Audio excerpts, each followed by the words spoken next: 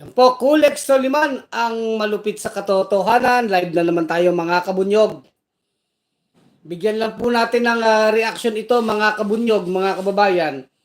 Ito pong pagkapanalo ng Rappler sa kaso nito na dinesisyonan na po ngayon ng Court of Appeals.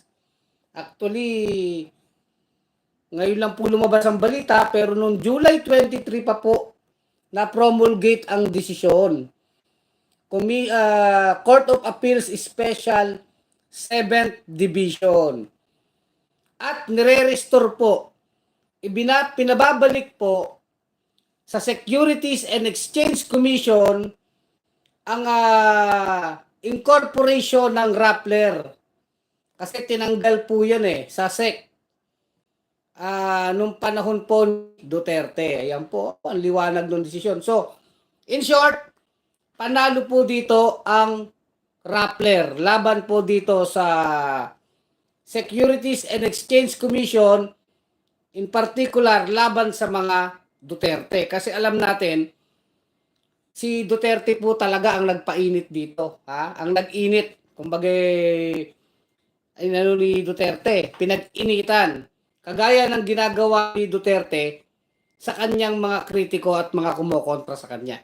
Ngayon, makita niyo po, isang malaking panalo po ito sa Rappler at matindi po yung desisyon po ng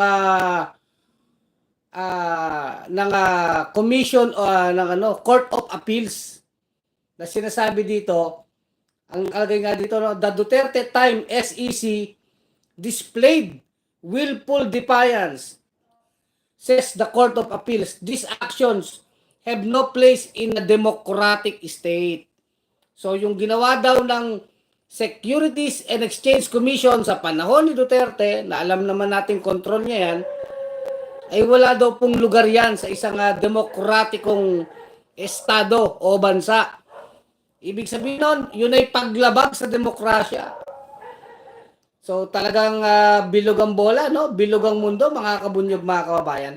Saan po ba nag-ugat yung pag-iinit, no? Alam nyo si Mang Kanor, saan gano'n yan di ba? Pagka talagang kinokontra, itong mga Duterte ay sanay na sila po ay siga-sigaan dyan sa Davao City, di ba? Sanay talaga mga Duterte sa ganyan, no? Na sila ay siga-siga. So ayaw nilang kinokontra sila kasi sa Davao City, hari-harian sila. So nung naupo si Duterteng presidente, syempre maraming kumokontra sa kanya at mali naman yung marami niyang ginagawa.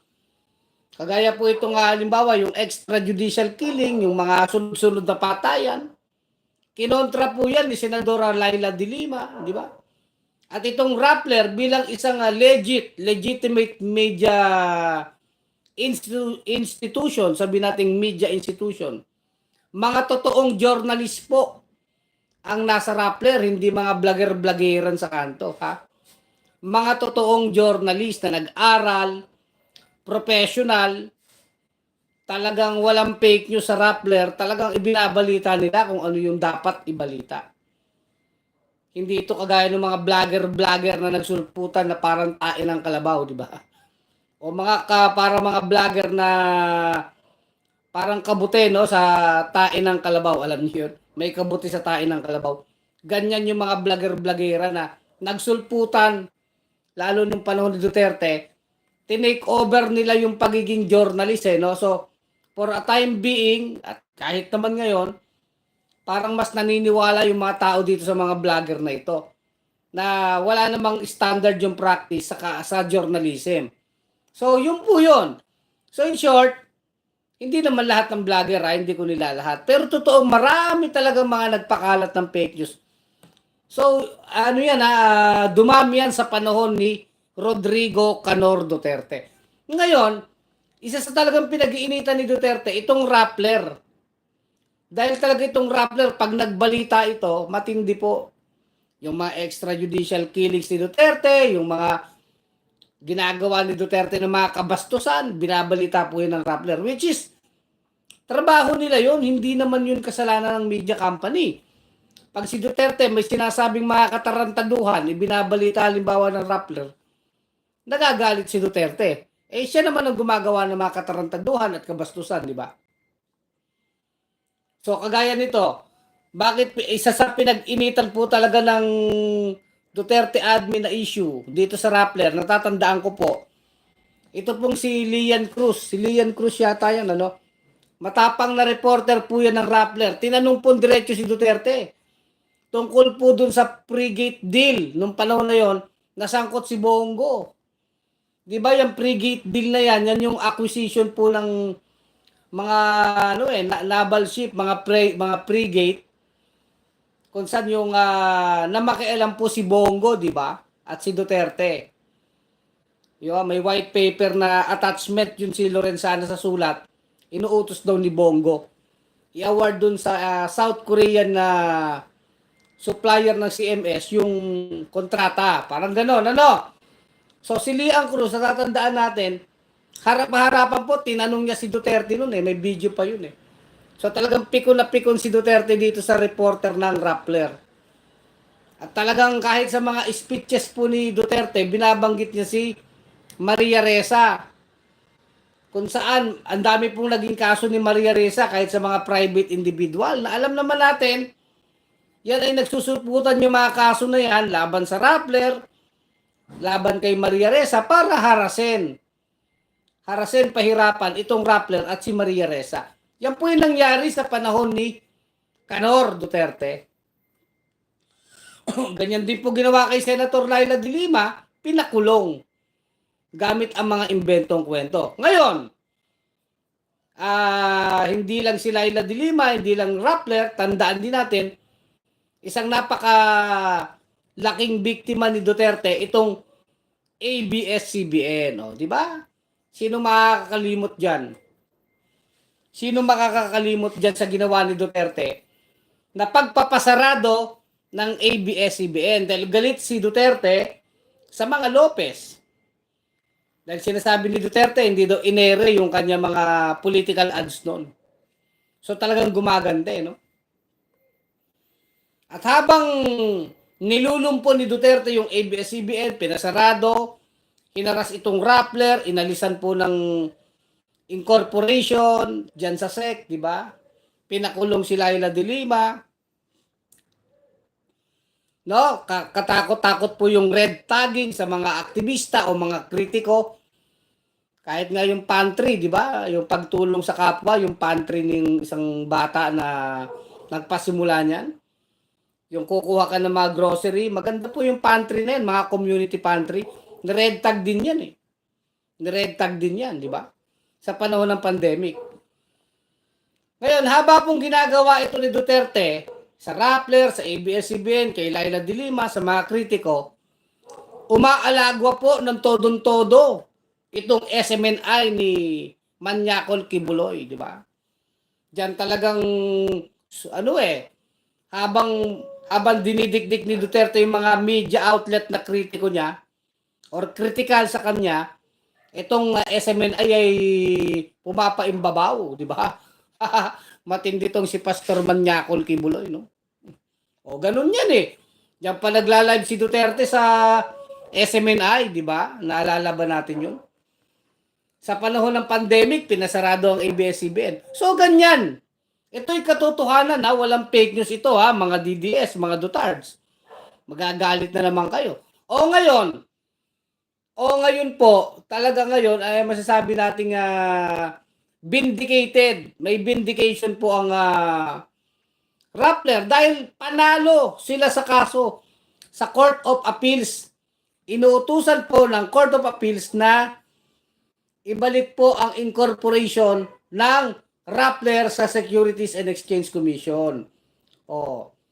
Nakalagay dito sa balita Rappler has won its biggest case as a company as the Court of Appeals has voided the 2018 shutdown order of the Duterte time Securities and Exchange Commission, restoring its certificate of incorporation and eliminating risk of its offices being shattered. Bakit daw po Sinasabi po ng Commission o ng Court of Appeals na ang Rappler ay isang Pilipinong korporasyon at ito ay pag-aari ng mga Pilipino. Kasi ang naging contention po ng SEC sa panahon ni Duterte, hindi daw Pilipino ang Rappler, pag-aari daw ng dayuhan yun. Di ba? May mga technicalities yan eh. Pero ngayon po sinasabi ng korte, ng Court of Appeals, yes, ang Rappler ay isang Pilipinong korporasyon at pag-aari ng mga Pilipino. Di ba? Wala naman na siguro nga aangal, di ba? Mga DDS, di ba? Talagang inutusan po ng 7th Division ng Court of Appeals ang SEC na ibigay muli ang Certificate of Incorporation ng Rappler, ano? At kabaligtaran nga, habang nananalo itong Rappler sa kaso,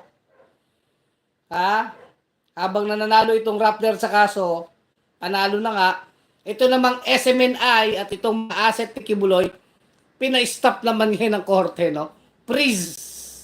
Pina-freeze ang mga asset. So, ano talaga, no? Umiikot ang mundo. Dati nasa ibabaw yung SMNI, hari-harian, yung Rappler, yung ABS-CBN, talagang nasa baba. Talagang dinidikdik. Ngayon po, baligtad.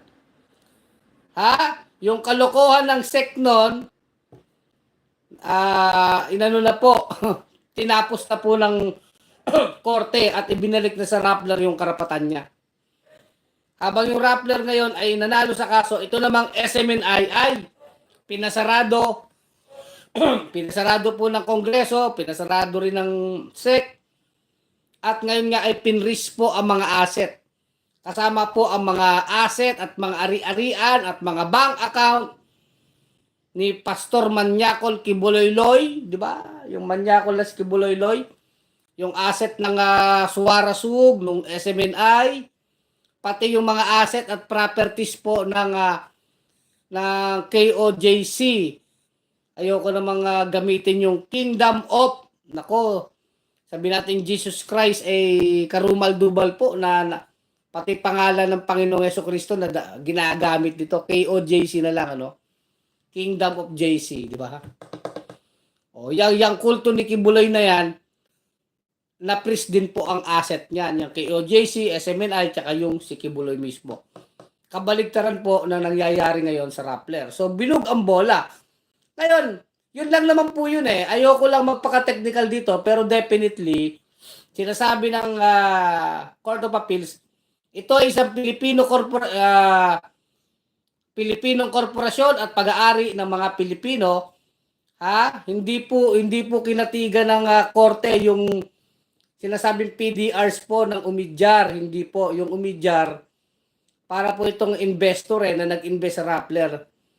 Eventually ibinigay ng Umidyar sa mga Pilipino, no, na stakeholder sa Rappler. So ganun lang po 'yun.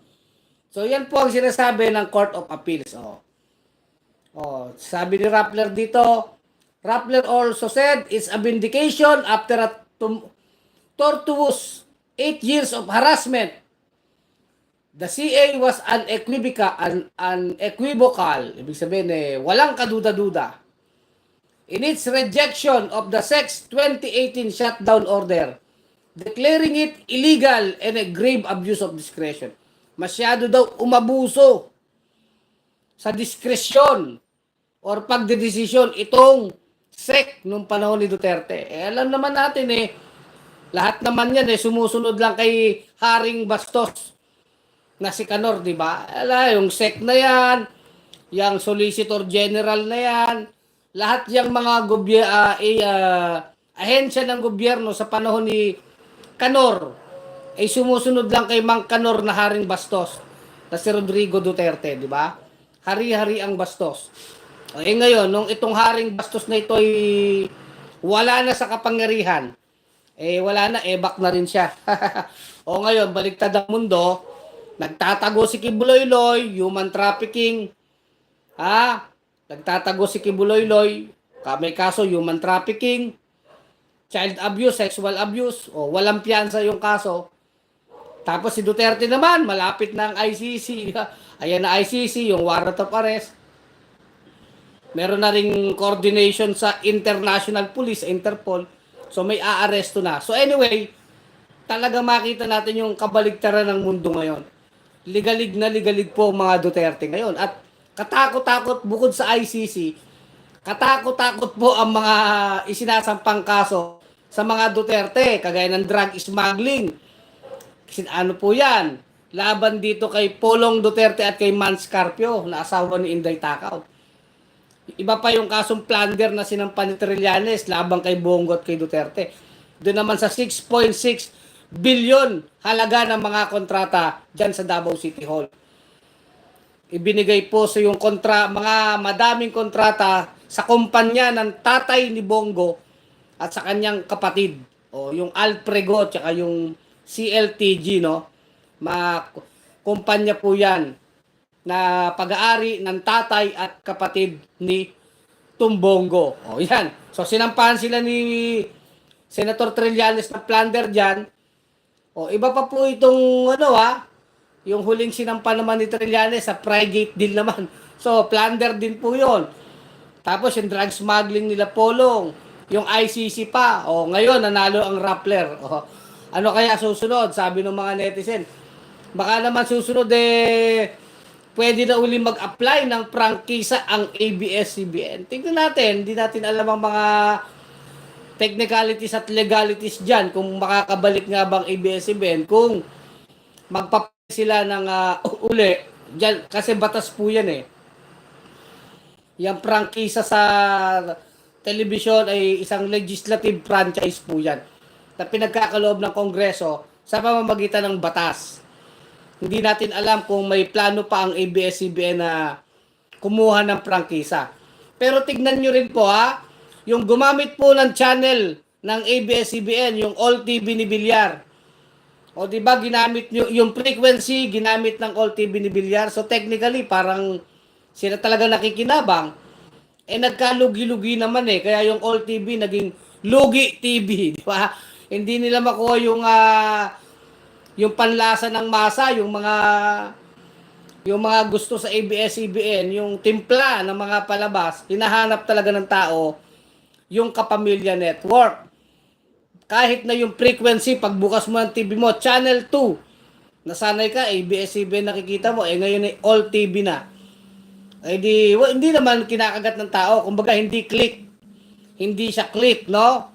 So wala na, yung All TV naging Lugi TV nila Villar, na itong sila Villar, yung Camille Villar na yan, isa rin yan sa pumirma ng hindi pagre-renew ng franchise ng ABS-CBN. Kaya ang kapal ng mukha, no? Sila pala makikinabang. So from the start naman, alam natin, bago i-shutdown ng ABS-CBN, may plano na yan, nakaamba na yung mga bilyar dyan na parang matakaw na halimaw. Nandyan lang sa dilim, nag-aabang sa dilim.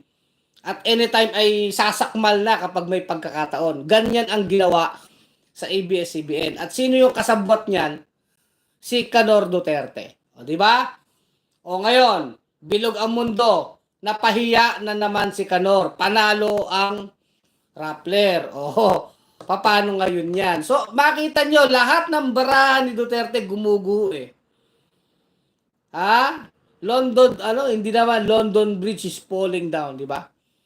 The Duterte Syndicate is falling down. Falling down. Oh. Sino ang my first lady? Sino kaya ang unang aarestuhin? Di ba? Falling down.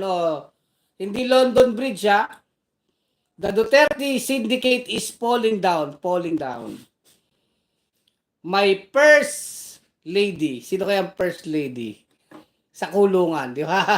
Hindi kaya si Inday Takaw yan? Yan po. Ako ayoko magpaka-technical dito kasi hindi na kailangan pag-usapan itong technicalities. Basta basically, at sinasabi lang ng SEC noon, hindi daw Filipino company itong Rappler. Ngayon napatunayan na it is a Filipino corporation. Kasi alam niyo sa Constitution, Bawal po ang mga foreigner na magmay-ari ng media. Nakalagay po yan sa konstitusyon, bawal.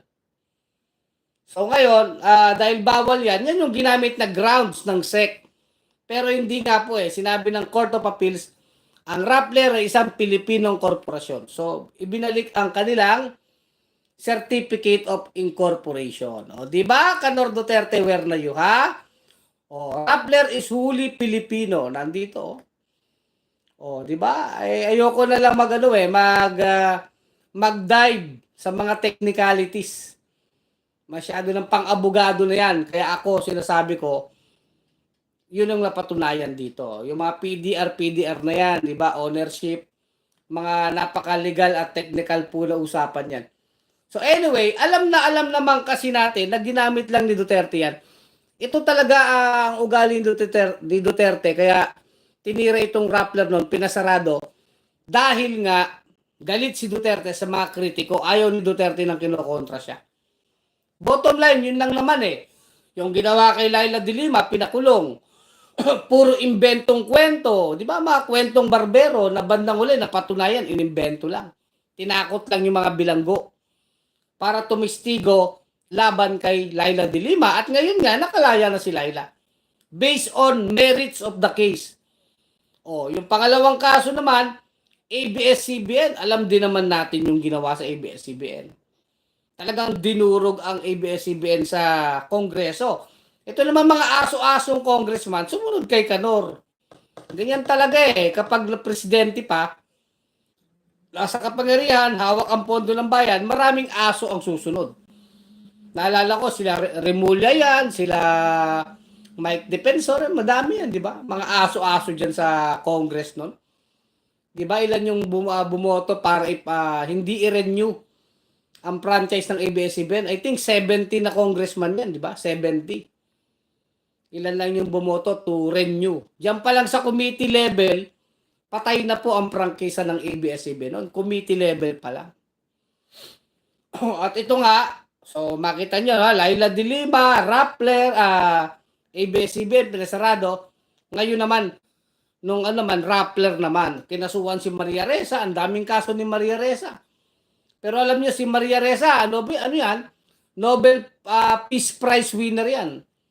Nobel Prize pala sa anong kategorya niya, journalism, di ba? So napakataas na pagkilala po niyan, di ba? The CA decision dedicated the last 7 pages of its 48-page decision to freedom of the press. Idinidiin talaga doon ng desisyon ng Court of Appeals ang kalayaan sa pamamahayag. Talagang doon sa desisyon na yun. Matindi po itong desisyon na to, ha? Anong masasabi ng mga DDS dito? Sana nga hindi na mag-apila dito ang Solicitor General, ha? Sana hindi na i-apila to ni Medardo Guibarra, di ba?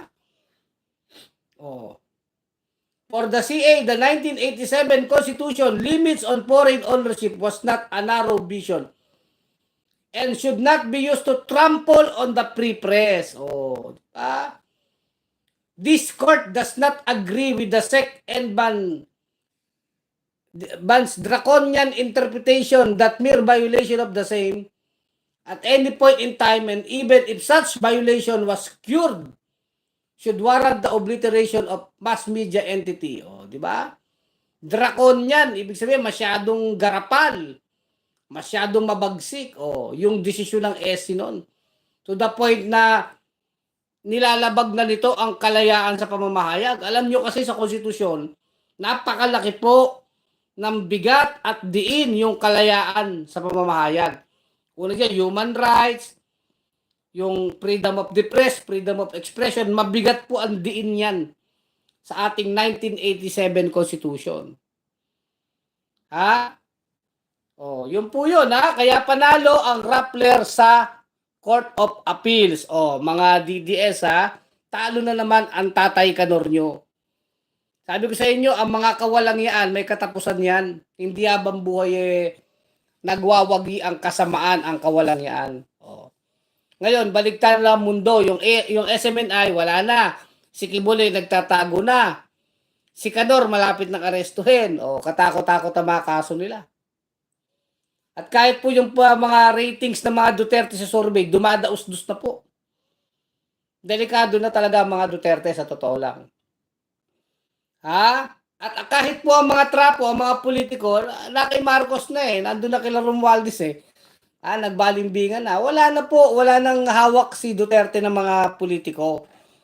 In fact, binoljak pa ni Congressman Joel Chua si Inday Sara eh, si Inday Takaw. Matindi po yung pagboljak ni Congressman Joel Chua kay Sara Duterte. Sinabing, si Sara Duterte mahilig lang sa selfie. Mahilig lang magpapatawa o komedyante o kaya magdrama. Pero sa actual naman daw, wala naman daw ginagawa. Ibig sabihin, sabi ng mga congressman, inutil ka naman pala Inday Takaw, Sara.